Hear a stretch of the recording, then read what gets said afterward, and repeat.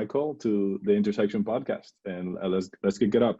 I will let you introduce yourself and kind of tell us a little bit about you and how you got to where you are today, and we'll continue the conversation like that. Okay. So I'm Michael Gallucci, internet entrepreneur, e-commerce entrepreneur, former corporate marketing executive at Fanatics, and now back on the entrepreneurial journey, focusing mostly on branded content and e-commerce consulting. So to take the story way back, I'll kind of bring you to the beginnings of how I got started in all this, and where everybody starts and where they don't know anything. So I was a 21-year-old who was looking to do something different. I lived just outside New York City, and a lot of my friends were taking internships in New York City, and mostly in finance and business and things like that. And I was working at my family business with my brother, my dad was an entrepreneur, so he had different businesses. He was in real estate, he was in food services. Depending on the year, he was in a different business. So one day I was looking on Craigslist because it was 2006, and that's where you looked for anything in 2006 on a jobs board. And I saw a sports marketing internship. And I thought that would be really cool to take an internship in sports marketing. I thought this was going to be, something that you would see out of the movies, where you walk into an office and there's sports jerseys on the wall, and Eli Manning's walking down the hall, and all these conversations on how we sell brands on sports and all these different things. And so I responded to the job posting on Craigslist, and I went into an old, small New York City building, and it was far from the visions that I had in my head of sports business and sports marketing. It was a shared, small, tiny office, and I knocked on the door in full suit and tie, and my would-be business partner opened the door in khaki shorts and a polo. And it was about 95 degrees out in New York City summer. So we sat down, and he told me a little bit about how he got there and his background in sports. He'd got an MBA in sports business from New York University, NYU.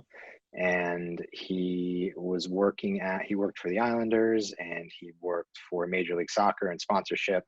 And he was looking for a new job and came across a very similar Craigslist posting about a month before that, or a few months before that, to take a job as a CEO of a company called sportsmemorabilia.com.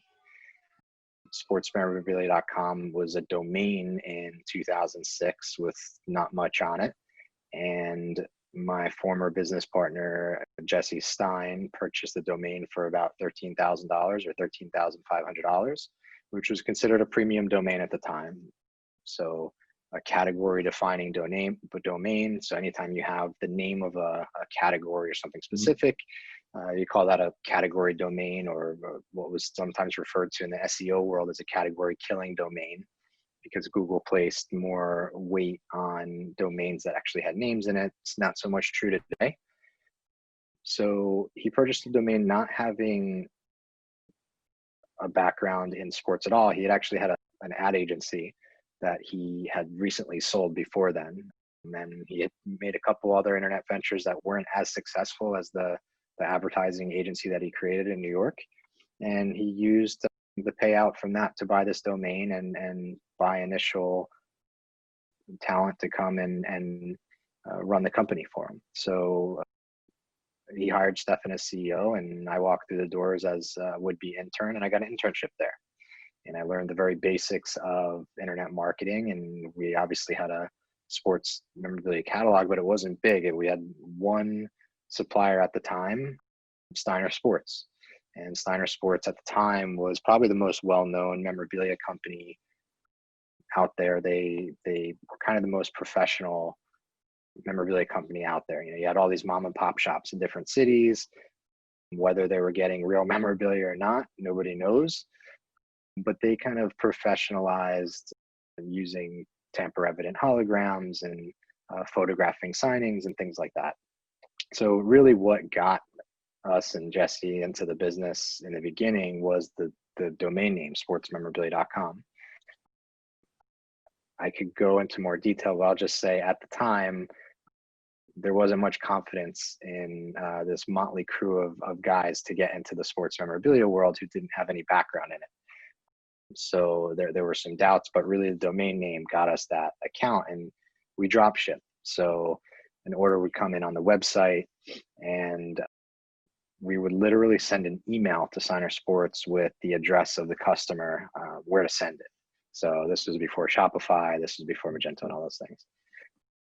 And I'm going to tell this story at length, and you can cut me off or jump in at any time. But this is the weird way this all happened. So we built relationships with other memorabilia companies on top of that. Mountain Memories would be the next one, who was big at the time, and it was all drop shipping. And I went back to college. I stayed in touch with these guys, and after that year, they asked me to fly down to Miami, which is where they moved the business to think about partnering with them to actually build the business. So still just Stefan and Jesse. Stefan's mom, Jane, worked for sportsmemorabilia.com, signing up vendors and doing customer service. So I rejoined them in the summer of 2007 down in Miami. And we maybe, were just over $100,000 in revenue or something like that, barely enough money to pay for anything. But it grew really quickly after that. We did our first holiday season of 2007, and I still have the piece of paper of all the orders from 2007 and our names next to each phone order that we took. Mike, Stefan, Mike, Stefan. So we were literally on the phones talking to every single inbound call from customers. So that alone gave me a really good understanding of the memorabilia market, who people were looking for, who people were willing to pay for, what kind of gifts people were looking to get. So that was kind of my initial market research and kind of dipping my toe in the water of memorabilia. And then also understanding how people interacted with websites, what frustrated people, what people wanted to see, what was stopping them from the checkout process, what was breaking on websites. So it was kind of this marriage of sports memorabilia and e-commerce that led all of us to just getting better at selling memorabilia online and getting memorabilia. So we kind of fast forward to there. We built these buying tools that helped us understand which memorabilia to buy. If we were projected to sell 10 Joe Montana jerseys in the month of September, we were going out and buying 20. We were trying to increase our margins and buy smarter. And from there, we started growing the team. So, the two of us became 70 or 80 of us, including fulfillment personnel, when we started buying our own inventory and shipping. And we opened up a framing operation that was pumping out hundreds of frames a day. We were guaranteeing same day shipping of framing, which wasn't done at the time. And that was a point I really wanted to hit. Everybody was offering 3 to 5 day jersey framing. And I'm like, well, it's not that hard. If we offer it and we can do it, let's get more people to do it, as long as the numbers make sense. And I think we created a pretty good environment where people were happy coming into work, throwing on the music in the fulfillment center and just, banging out frames. And then more of the real business stuff started to happen, and people interested in the business. We were getting in the way of other memorabilia companies, and we were ranking organically and on paid search above everybody.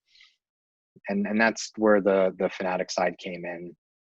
And we were acquired in 2013 by Fanatics, and my role then became to integrate the sportsmemorabilia.com direct-to-consumer retail business with the overall Fanatics business, who is focused on selling sports, officially licensed sports merchandise, everything, hats, shirts, jerseys, all that stuff.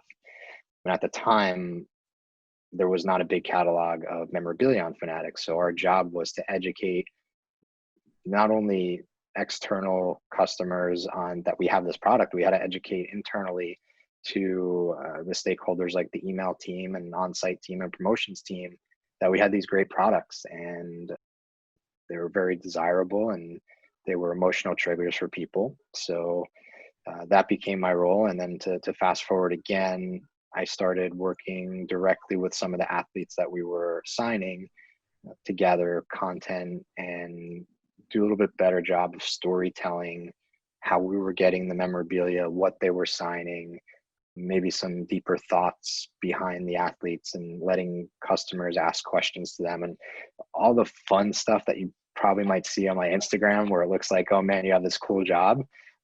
You didn't really see all the craziness before that led up to it. But ultimately, it led to this pretty cool job of working directly with athletes and agents and booking them for different things and capturing them on film, and all relating it back to the customer experience of buying and selling memorabilia. So that's pretty much the story at a high level. That's great. That's a fascinating. I'm guessing nobody wanted to interrupt because it's just very captivating. It's a long. When I start going, I keep going. So I'm sorry. I don't know where to summarize. No. That was perfect. That was good. And understanding that journey that you've just described until being acquired by Fanatics and your role there within that organization, what would you say is let's say the most proud moment of your career? I mean, I'm guessing acquisition is a big day, but what else would you categorize as that? Acquisition is definitely a big day. The moment it actually goes through, and you know, it doesn't feel like it, but you kind of lose your baby a little bit, and it still feels like that for years, but things change. But I think another big moment is sitting in meetings with some super smart people out in Silicon Valley, whether it be on the Fanatics team or going out to eBay and Amazon and sitting with some of those people out there. Fanatics did a really good job of attracting some top talent. So everybody from Chris Orton, which is the co-president of global direct-to-consumer, Jackie Chu, who was SVP of e-marketing, and I had met her once before when she was the head of global shipping at eBay. And I went to a eBay Top Seller Summit, and they introduced her. I'm like, wow, you know, this woman's pretty incredible, super smart, and in charge of such a big piece of business. And then fast forward a few years later, and you're sitting at the same table strategizing with them. So big moments for me were sitting with other people where I would just listen to them talk and say, man, these people are super smart. I'm glad I know a little bit about this business so I could hang with them and leverage their expertise to grow even further. Awesome. Who would have thought from the moment of internship to being in that moment, right? It must have been very exciting. Right. Yeah. It happens fast. There are two things that highlight for me in this journey that you have described. On the one side, that moment of internship and probably the idealization that we have with the industry, right? I think for us, and I can speak for Luis as well. I mean, we are Dominicans, so we came up a lot with the influence from the US. So we had cable, so we watched ESPN, Sports Center, and all that. And actually, that's the first thought when you think about the sports industry. You're thinking about one of those Sports Center's TV ads, right? So right. You're at your office, here comes LeBron, then comes Spider Manning, and it's like, normal. Sometimes I give classes here in some universities, and I actually tell guys that don't think for a second that us that work here, or the majority, we get to have a lunch or dinner with Cristiano or Messi. It's not about that. I put more roll-ups in events than times I met stars in this industry, right? And I think that same perspective, let's say, plays into how properties think about themselves in the industry, and looking and going specific to the memorabilia business. I been in the game enough to actually see a lot of properties, either leagues, clubs, to think that just the strength of their logo or their brand, it's whatever is what you need to sell. There's a lot of engineering, there's a lot of planning, there's a lot of tactics, and actually to be able to master, especially nowadays in e-business, in e-commerce, to actually have those products to sell. And actually, you see a lot of flops and failures in because the strategy is not right, the partnership is not right, the product, no matter how cool the assortment is not pushed correctly, right? Right. I think, sorry, go ahead, Michael. No, go ahead. I was just confirming. That is a statement. I wanted to actually I have a thought in my head about that. I wanted to bring it up with you, which is when that started back in 2006, 2007, you know, you didn't have the Twitters of the world and all this, and all the access that athletes now provide. And as we've come to learn, athletes are brands and are being handled as brands, and they're building their own equity, let's say, in the marketing space. What would you say, looking at what your latest stage was with Fanatics, all this content that you've been putting out with these athletes themselves, what would you say is the most, I don't want to say like the biggest star at the moment that you worked with, but the guy that, or the athletes in the leagues that are doing it better when it comes to putting out this relevant content and pushing different sort of products?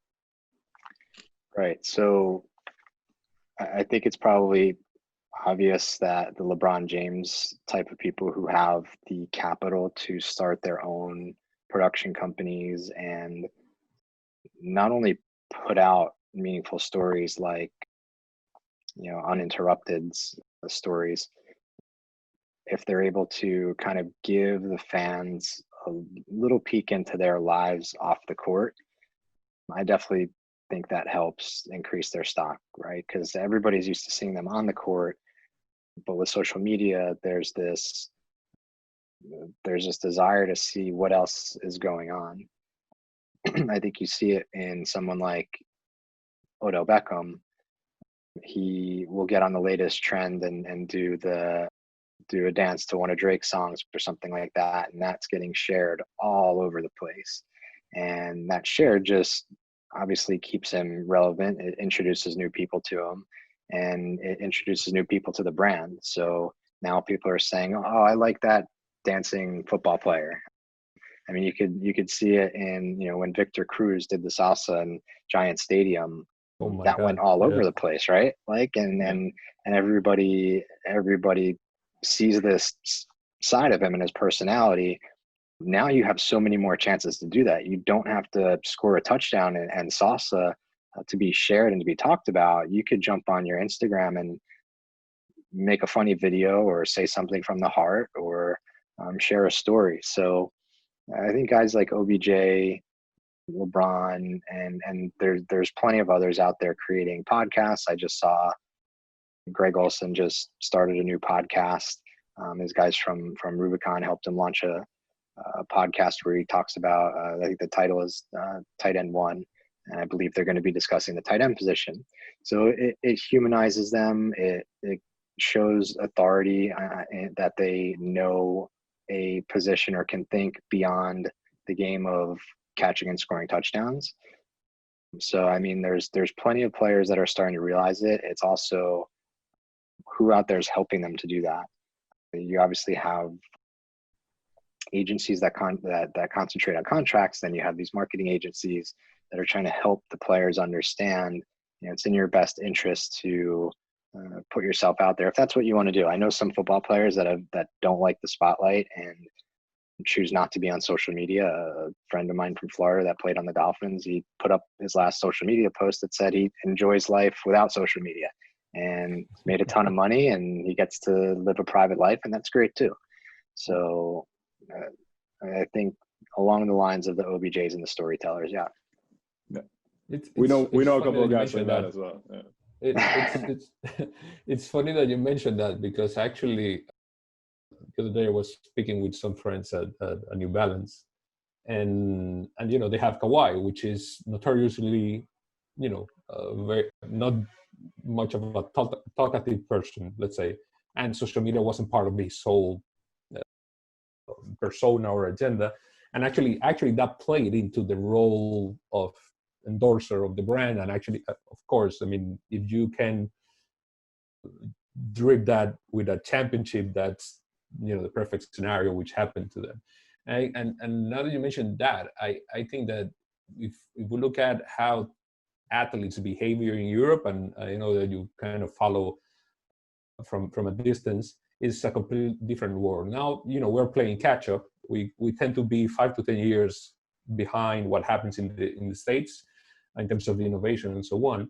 But I remember when when Players Tribune kicked off, which I think was 2014, and then uninterrupted in 2015, at the same time, Twitter acquired Periscope, and it was a big thing among different athletes. And actually, I think it inspired some of, especially the uninterrupted part, which was the me on my cell phone quick clip talking to the fans directly.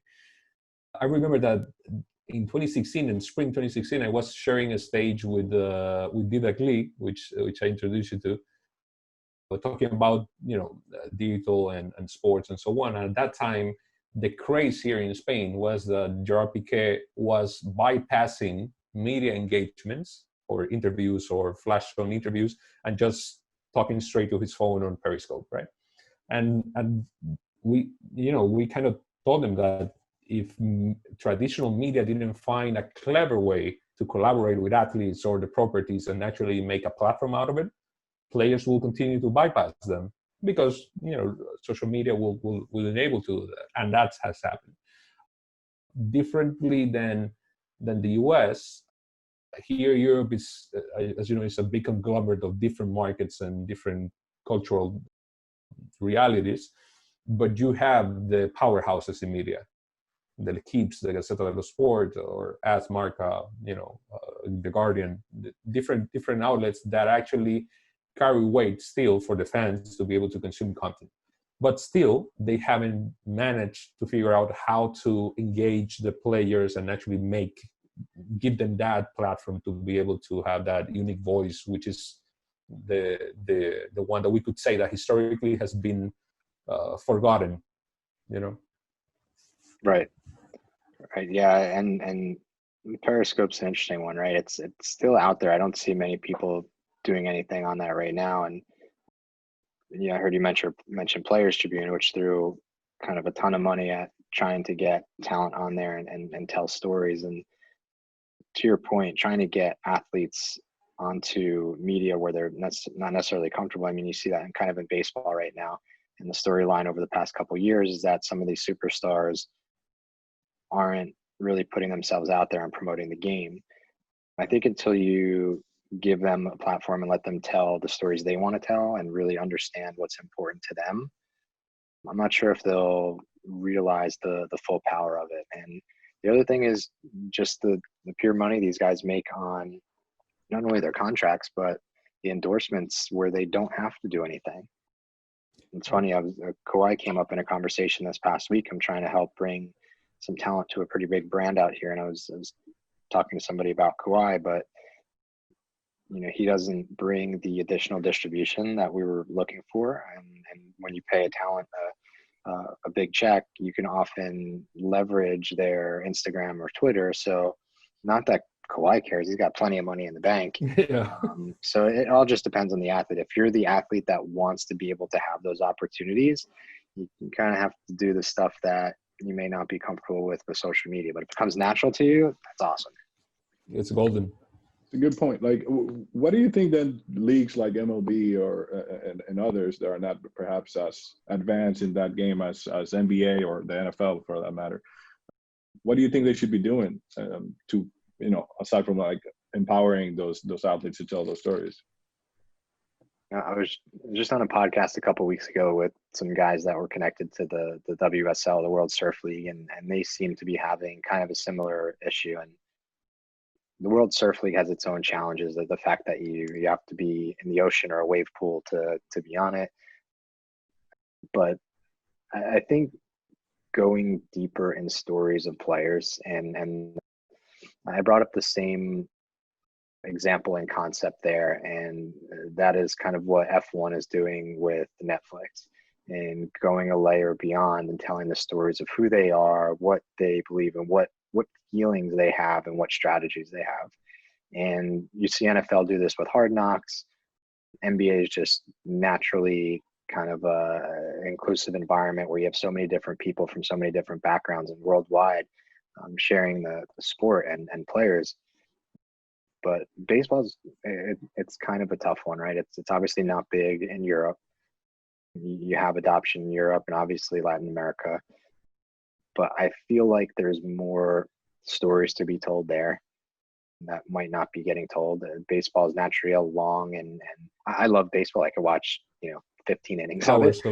Yeah, yeah. But a lot of people have trouble sitting through a game, and I think if you find out a little bit more about what's going on with the players on the field, and hey, not everybody's willing to do that, but I can guarantee you when you watch the first season of Hard Knocks with the Cincinnati Bengals, you could be a fan of the New York Giants, and you're kind of checking in on the Bengals because you know about that backup running back or third string running back who's trying to make the team. Yeah. So absolutely. I kind of like the storyline. Yep. I'm absolutely taken with Hard Knocks. I'm not a football fan by far. Like even when I lived in the States, I wasn't really following the game. I don't know, just something about it. I don't quite catch on to it. But Hard Knocks, I've seen the last 2 or 3 seasons of it, and I binge it. I wait until it's done and I binge it. It's really fascinating to hear those stories. It's really good storytelling, actually, and that's something that historically NFL films have been raved about. All those slow-mo videos. Yeah, very cinematic. The sweat. It's crazy. And actually, and to the point of baseball, there's an anecdote. I mean, last year they started to do this international series, a page out of the NFL playbook in London, of all places. And actually, they brought the Yankees and the Red Sox. I was lucky enough to be able to attend that. I have business relationships with the Yankees and all people in the league as well, and some of the sponsors, and I had the opportunity to sit down with them and talk about the experience and what was the expectation. But what actually caught my eye was that when I was going in the subway towards the stadium, it was flooded with baseball fans from across Europe, and it's actually one of those unknown things. So in Italy, a lot of Italians, a lot of Dutch, Germans, some Spaniards as well. I mean, it's not a global game, but it's comprised of a global and diverse background people. So 100%. Hear about what is the winningest team in Europe in terms of amateur baseball. Probably no one will guess that is the Dutch national team. But when you dig, is because of the Dutch islands in the Caribbean, Aruba, Curacao.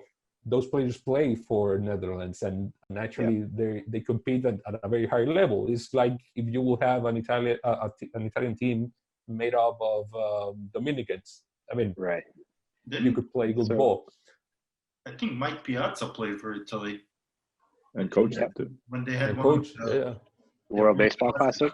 Yeah. My cousin actually played for Italy in the World Baseball Classic, and it's actually something I was just going to bring up. So he came up in the Yankee system for 7 or 8 years, and finally made it to the majors with the Dodgers.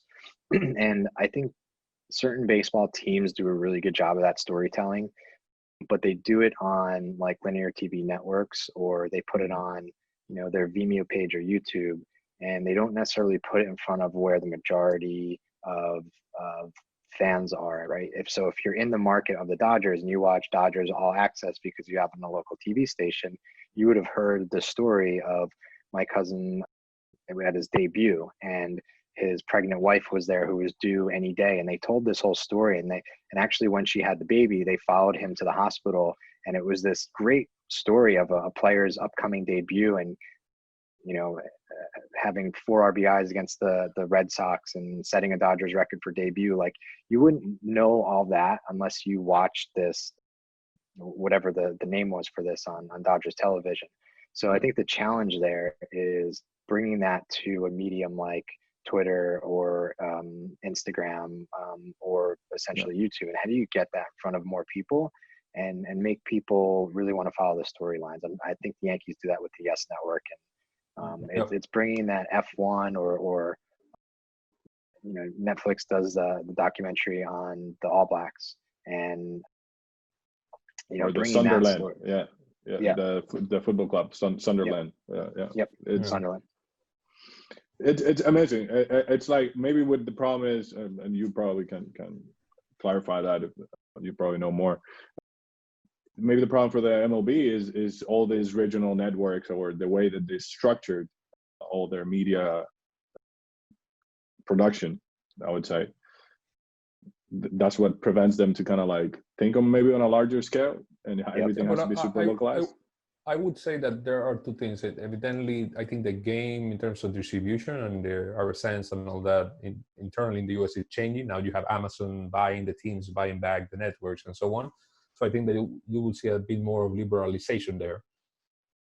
But I think globally, I think there's still a lot of value in different stories. I mean, they've tried to do that with, you know, the Indian kids and the same the NBA. But, you know, there are European prospects, you know, very coveted that are into the system.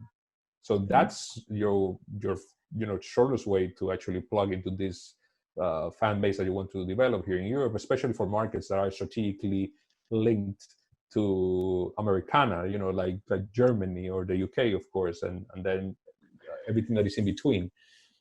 And actually, it's I think it's interesting, and actually I think that MLB, you know, they had their plans actually this year, which was canceled.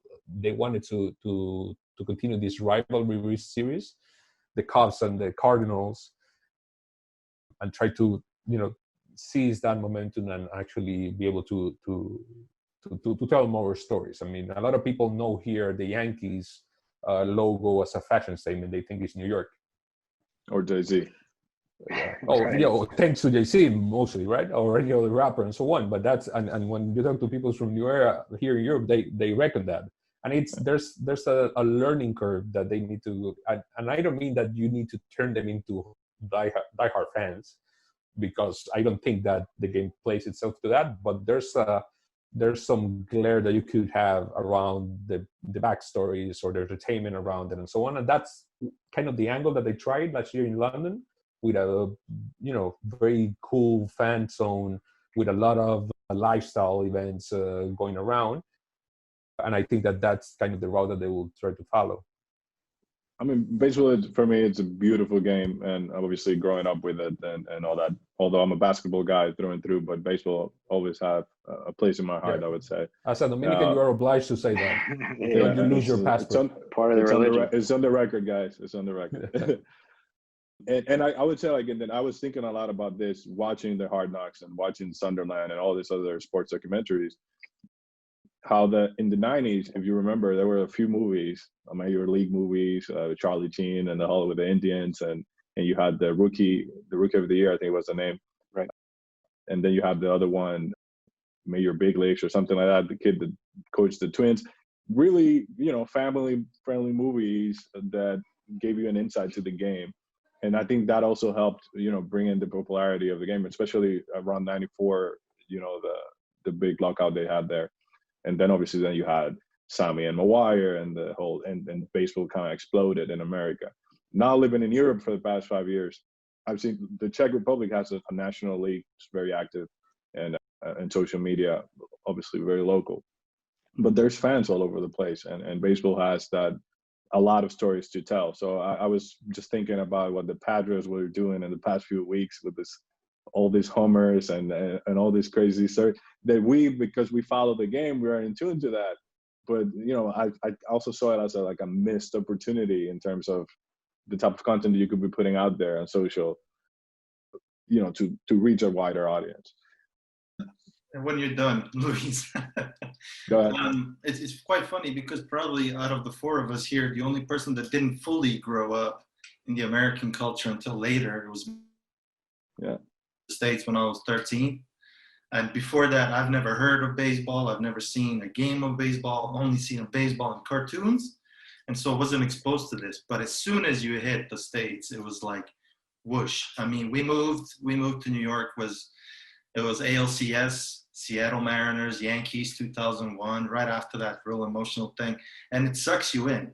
It really sucks you in. And now that I'm kind of back in Europe for a very long time now, I'm in these sort of softball, baseball circles in Germany here where I live.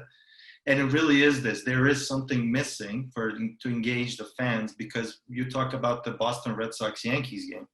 Our whole softball league was buzzing about who will get the chance to go there, who is going to get a ticket, because there is a lot of people, especially in this part of Europe, Netherlands, Germany, that really follow the MLB religiously. I mean, we have a WhatsApp group with all the teams, and as soon as it's playoffs, nobody's sleeping until 5 a.m. in the morning. I think there's something to be said there, and I think there's more that can be exploited there, especially with the Dutch players, like, you know, Xavier Bogaerts talking about his Dutch roots and all these things. So I'd be remiss, or Didier Gregorius as well. yeah, He has European background. I'd be remiss if I don't give a shout out to my fantasy baseball crew, which is comprised of 13 Dutch guys and me. So it's a 14-man league, and 13 of them are Dutch all over the place in Europe, in Americas, and so on.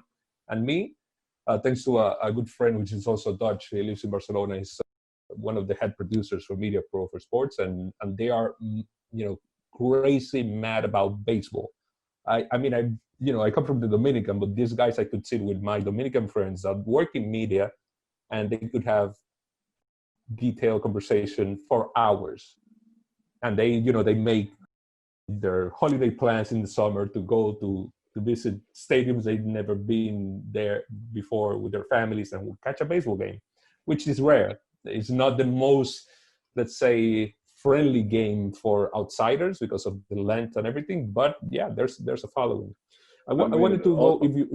Go ahead. So I was just gonna say, all due respect to your Dutch friends, I'm still a little bit sour the fact that they beat the Dominican Republic 2 times, even though we won it undefeated the next edition.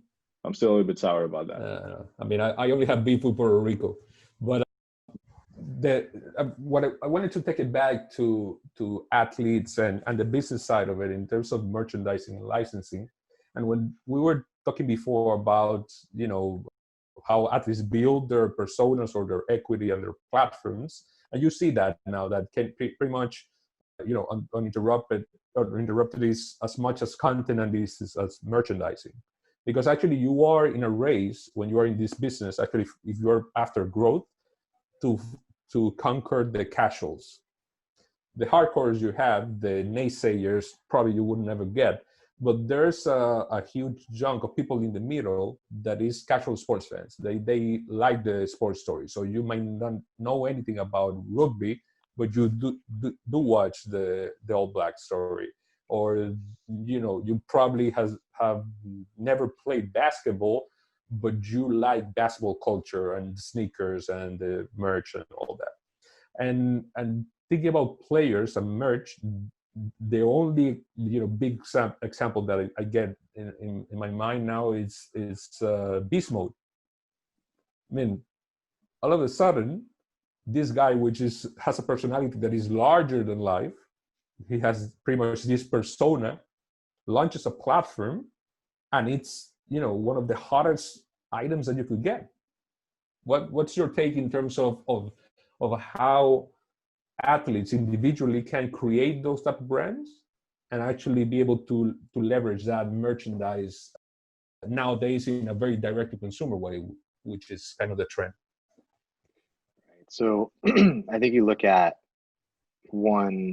just the natural personalities of some of these guys. Like Beast Mode is a great fit for that, right? He creates shareable, funny moments on camera. He can coin a term. He's got a nickname. And not only that, he goes out there and performs. He could run through a bunch of guys and score a touchdown, and you're going to see that in highlight videos for the rest of your life. It gets difficult and complicated if you're kind of a middle of the road guy or a lower end guy and trying to figure out, where's my place? What's my slogan or tagline? What do I say? What do I put out there? So it's complicated. It's complex because a lot of it comes from performance, and then a lot of it comes from your personality. And if you don't have those two, I don't know how good of a line you're creating. Or you can take another route and use the millions of dollars you're making in the sport to create something that's not necessarily your personality, but you're behind, right? You see a lot of guys investing in different things or using their influence and capital to create something. So I think it's deciding which guy or girl are you. Are you going to be someone who's going to be the spokesperson, be the person that's creating something? Or are you going to be the person that is helping developing something? I think people at the professional level have the ability to do either really easily. right? You have the influence, you have the audience. So there's so many variables that it depends on, but if you have the opportunity to merchandise something or follow down the path of something you believe in, you have to go all in on that and make it happen, and you have to take a shot at it. So I don't know if that completely answers the question. I just think there's a lot of variable there to it. Yeah. And there's a lot of, I don't like to call luck, because I mean, even if you have everything going your way, you need to be able to actually, mold that and manifest that. But yeah, there are things that are in your control, and it's about being agile enough to actually, put it together and have that moment and say, this is how we are, leveraging this, right? And actually, it's something that with Luis, in private conversations, we talk a lot about, different players. Some of them are friends of ours and so on, that and I think you mentioned something to that extent at the beginning, is that there are players that are content with what they are, and they just want to go home calmly to their family and lead their life like that. There are others that, even if it's at a lesser level of stardom, but they lend their platform to either social causes or their own commercial cause. But in reality, I think that what you think, or what you find in the different biggest success cases, are the conjunction of excellent performance, or at least memorable performance, and by this I mean the Jeremy Lin case, right? He's a good player, probably not Hall of Famer type of player, but he put on a very memorable run while at the Knicks, Right. which probably was the last time I celebrated something about the Knicks. And then he has a brand then now, and he's recognizable, and now he's killing in China and everything, and he's made a good career out of that platform that he built. But you have star players, then you have players that surround themselves with very good business-minded people, and then out of coincidence, or probably it's not, you have the players that are supported or sponsored by a certain group of brands that I think pushes them to that excellence level in terms of the business side of it. The Nike guys, or it's kind of a common story. I mean, if you hit all-star level in the NBA and you are a Nike guy, pretty much you have a platform that you can branch out to whatever you want. You just need to pick your lane. Right. Yeah, and building off that, you mentioned Jeremy Lin, which made me think of kind of those capitalizing on those moments. So a guy like that is having a great streak. That's where somebody like Fanatics reaches out to their representation and says, hey, we want to do a memorabilia signing, or hey, we want to do a line with you. And that moment in time is really important, because it's a short window. Hopefully for the player, it's not a short window. We saw the same thing with Malcolm Butler in the Super Bowl when he caught the interception at the end of the game. That's Fanatics on the other line ringing, saying, hey, we need you in this week or next week to sign memorabilia. And they have a short window to be able to sell those pieces. And I believe we did signings with both Jeremy Lin and the Malcolm Butler one was incredible. Being able to get him in a week or 2 weeks after Super Bowl and doubling the projection of what we're going to do, and actually had to bring him back the following week to sign more items. So those guys' representation, hopefully the players understand, hey, I need to think about this moment. I need to connect with the right people and get this while I can, because tomorrow's not promised, next week isn't promised. So capitalizing on those moments is really important. Yeah, I remember the whole play with the registration of the Linsanity trademark and all that. That very week. I mean, I don't know, and he continued to perform. So that was a good side story to it. Actually, and going into the memorabilia business, because and I'm just overstepping on Luis' agenda right now, so pretty much berate me at the end. I'm not but, gonna freak out. But hey, I mean, what can I do? Now I'm wired. So, would you say? I mean, I suppose performance is key in anything that is valuable, right? So when you think about memorabilia or collectibles, us that come from the Dominican, it's about, you know, baseball's hitting home run for X. You know, Sammy's home runs, or Mark Maguire's home runs, or Barry Bonds' home run that Mark Echo bought and put an asterisk on it. I don't know if he did send it to space or anything, but but it's that type of thing. But you know, there's plenty of, let's say, mementos that you can relate to the game or the player or the performance. And would you say that in the case of those moments that are, you know, the highest peak of spotlight, there is the only moment that you can leverage to sell things, or there's a type of buyer that is actually looking at how well those elements will age in terms of the future value? You know what I mean? Absolutely. I think Yep. that there are two types of buyers. The ones that is emotional right at the moment, that's my team, that's my guy, I want a piece of that. And there's, let's say, the professionals, which is, this has value now, but it will have greater value later. Speculation. Right. Yeah, absolutely. So there's different points in people's career where their values will kind of spike, or their buying will spike. So obviously, if they set a record or get some sort of accolade, people are going to be buying their items. That's talking about during their playing career. And when they retire, that's another spike. And the only other thing that they can do after they retire is get into the Hall of Fame. So if you're talking about speculation, it depends where they're at in their career. If you think they're a future Hall of Famer, you could potentially buy something. It depends. It depends on who the player is. So someone like Derek Jeter, when Derek Jeter was still playing, you had the ability to buy his game used bats from Steiner for thousands of dollars, you know, a few $1,000s. And once he hit retirement and went out in the fashion that he did, and who knows if he's going to retire and go on vacation and not do any more signings because he doesn't need to, those bats become tens of thousands of dollars. And when he hits the Hall of Fame, you know, that will be another jump. And then obviously there's tragedy if people pass away in tragic accidents, you know, Kobe being an example there. I was actually in a meeting referencing Kobe's memorabilia the weekend before that accident, and his basketballs were already high priced at between $600 and $800, I believe they were.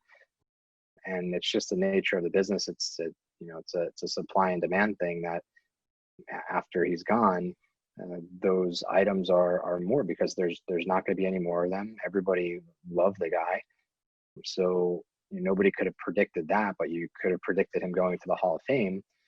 So you buy in speculation there. So it's definitely, if you're going to buy and hope something goes up, you obviously believe that there's another moment in their career, whether they're playing or not, that's going to spike, that's going to cause a buying moment. And it's time to get into the, I was going to say, just to, you know, make it a little bit more structured. Not so, yeah, more structured. But I was going to say, let's get into the Luka Doncic memorabilia now. Okay. Because there's definitely going to be a lot of more moments. This guy's in another level. V, I think you wanted to say something already. Yeah, we talk about, because I wanted to get back to the memorabilia and collectible stuff, and I wanted to ask you personally, like, in your experience, have there been many buyers from Europe, or is it mostly like the US thing? I mean, because I don't know, I think it's a very unique US thing, but as with the idea with baseball, there probably are. I just don't, you know, I'm kind of missing that part of culture in Europe about this collecting and speculating and getting memorabilia. So I wanted to get your view on that, actually. Yeah, I mean, if the great thing about sportsmemorabilia.com is that we were ranking all around the world. So if you searched pretty much from every country on Google or whatever search engine for sports memorabilia, you would land on our page.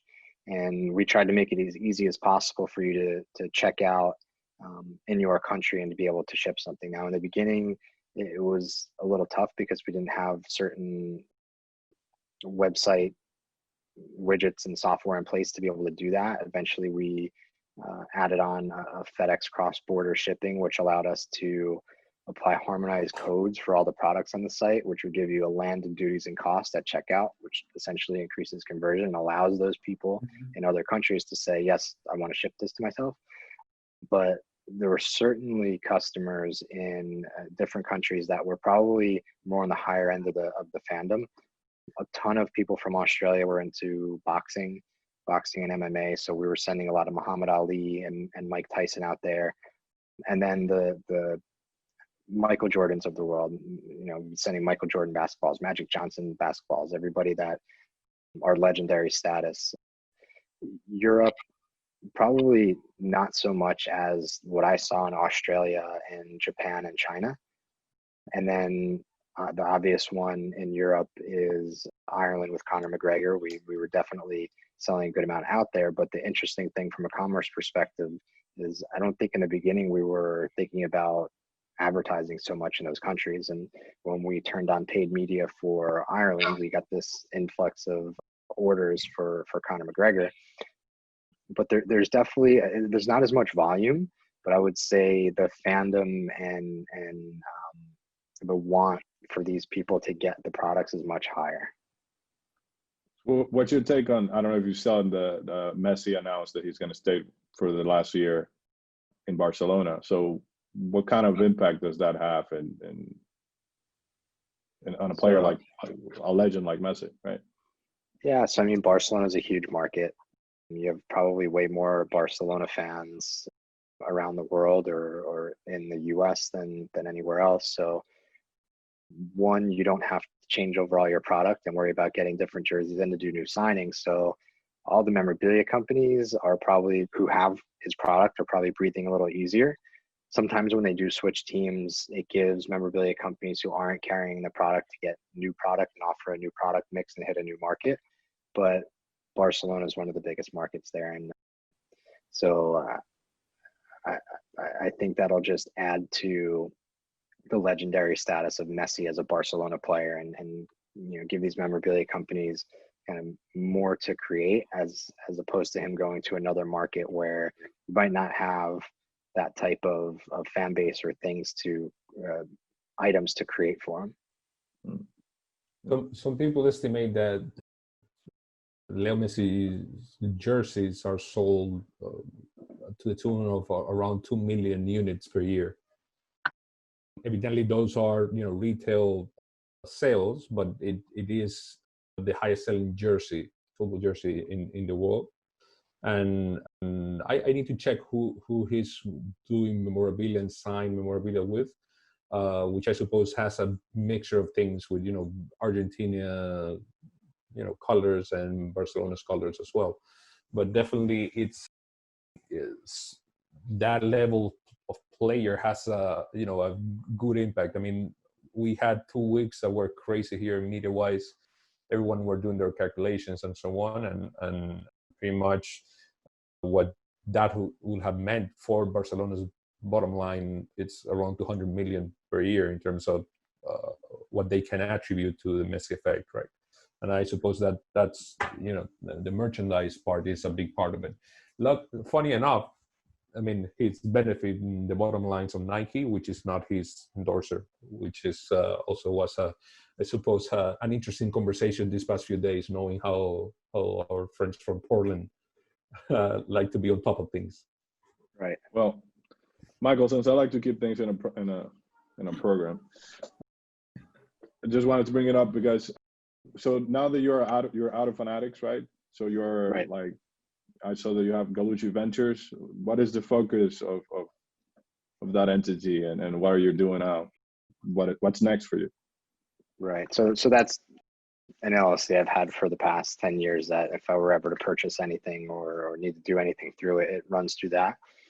But I've been focusing more on helping startups launch and provide some e-commerce consulting services, while at the same time still keeping that network of sports and content open.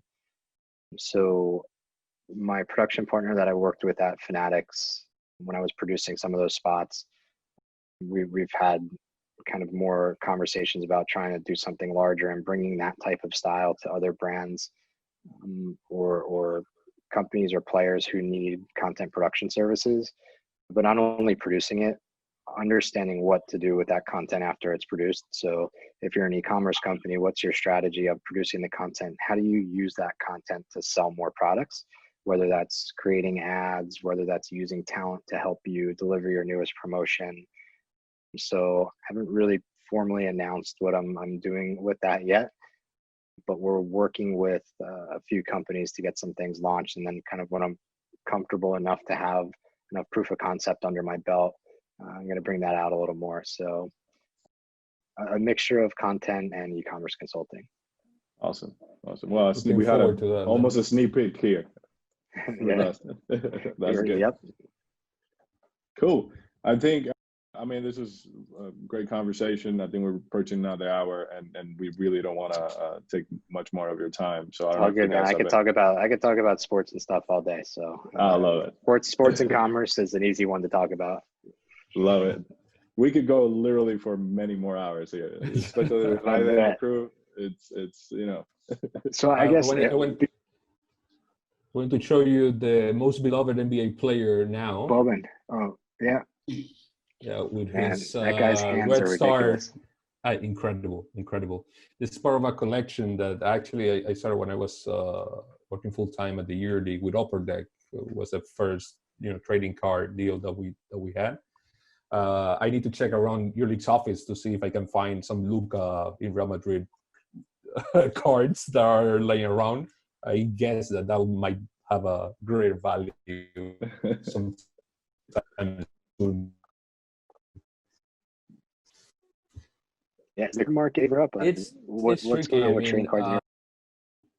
I think here is more of a sticker market. Yep, Panini. So the Panini sticker books and all that, especially football, and because it's more oriented to kids, not much for collecting. So it's basically a sweepstakes type of play.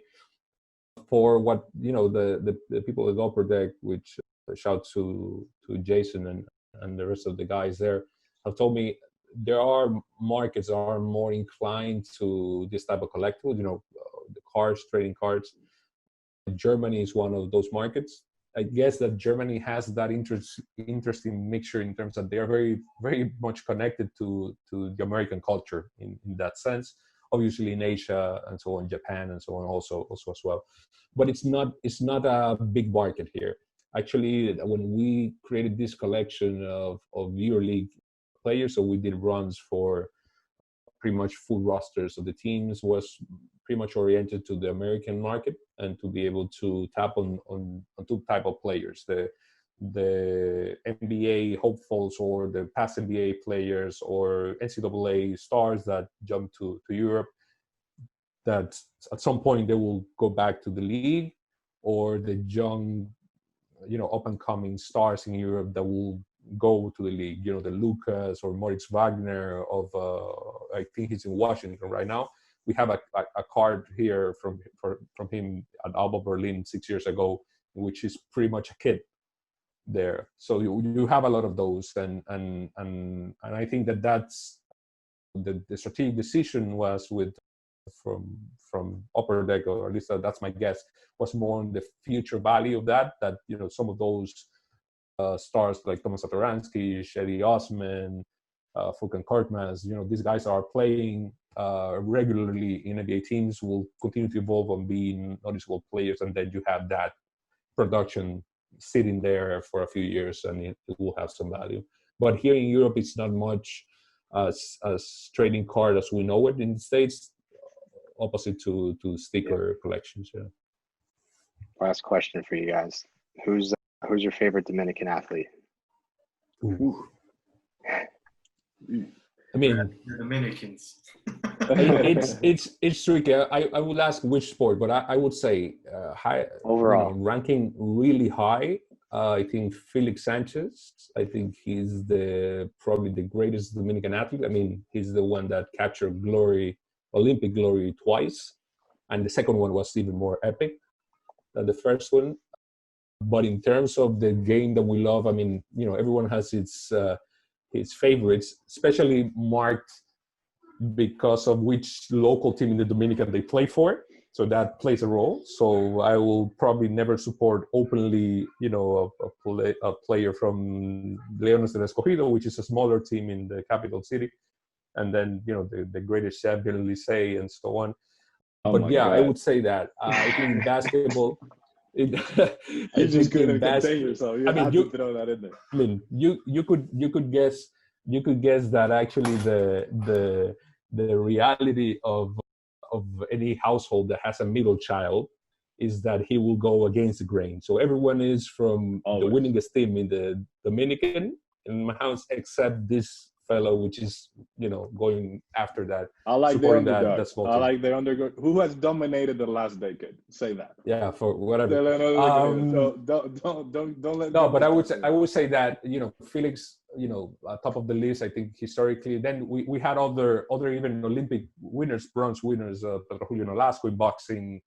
I think in Seoul Olympics as well. LA. We have other sports as well, but I think that Felix, and then in basketball, you need to give props to Al Horford, 5-time All-Star, one of the most decent human beings that you could find, and a friend of ours, actually, former teammate from Luis at school in the Dominican, and then in baseball, pick your name. I mean, Pedro, Manny, Sammy. But it's interesting you came out with a track and field athlete as your favorite. Obviously, not one of the big four sports, but you named a track athlete. So we got Felix Sanchez and Luis. Who's yours?